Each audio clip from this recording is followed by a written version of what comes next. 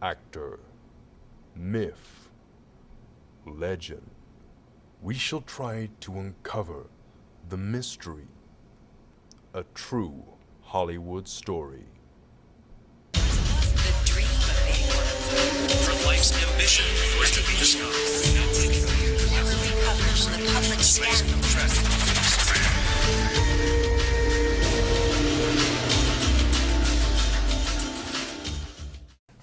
I've known John since he was 9 years old. We were all keeping an eye on him. I mean, he was a burgeoning tenor in our local opera society. He was had all these skills. We thought he was going to go into music since he seemed so talented. And it was also apparent that since he was really kind of a dirty kid in the sense that he would play in the mud and stuff like that, but then he would take the germs that were growing on his body and actually analyze them. And we thought, here comes a microbiologist of some kind. I mean, what a career, a singing microbiologist. And it never occurred to us that he would move into the field of acting. People tell me, you're a great actor, but I find that really condescending. I don't view myself as an actor at all. I view myself as somebody that inhabits the essence of other people. I'm taking you to the station.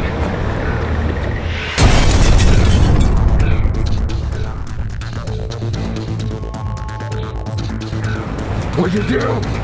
That's not the half of it. We have your daughter.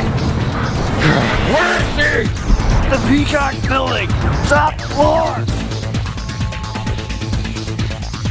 Elizabeth!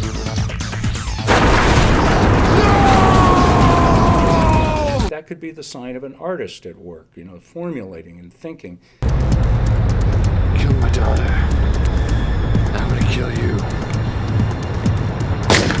The film went on to gross more than $800 million worldwide. John ruled out the possibility of doing a sequel. As an artist, I feel that doing a sequel is sacrificing artistic integrity. However, due to contractual obligations, John returned to the role of Jake Jacoby. I think the storyline for Give Me Back My Daughter 2 is more compelling than the first one, because this time we begin with a man who has come to terms with the death of his daughter, and he is ultimately willing to break this new code of life that he has started for himself on the small hope that his daughter is still alive.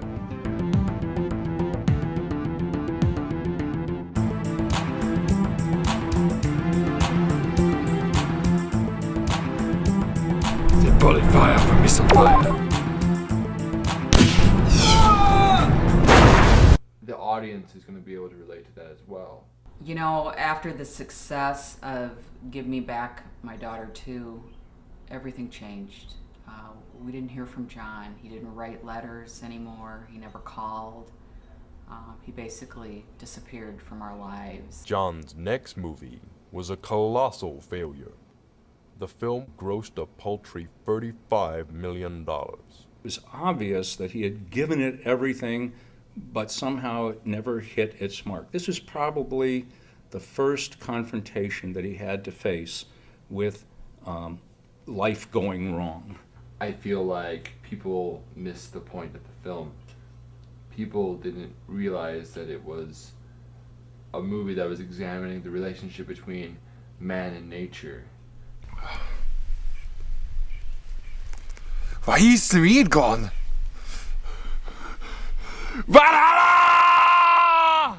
And that's pretty much the measure of a person, I think. What do they do, not when they're riding a wave of success, what do they do when that wave breaks? What happens next in a person's life? And I think we know that it was downhill. He just never recovered from that.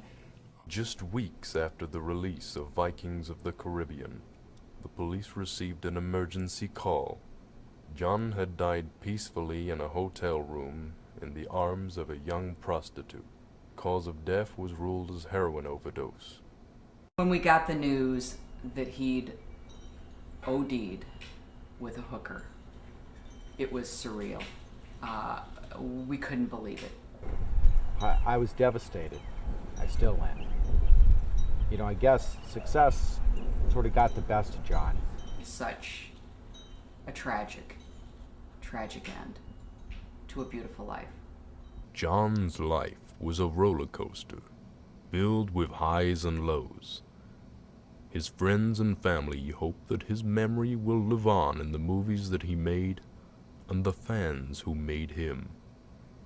They hope that his tragic life will provide a warning to others that in Hollywood, it's easy to lose your way.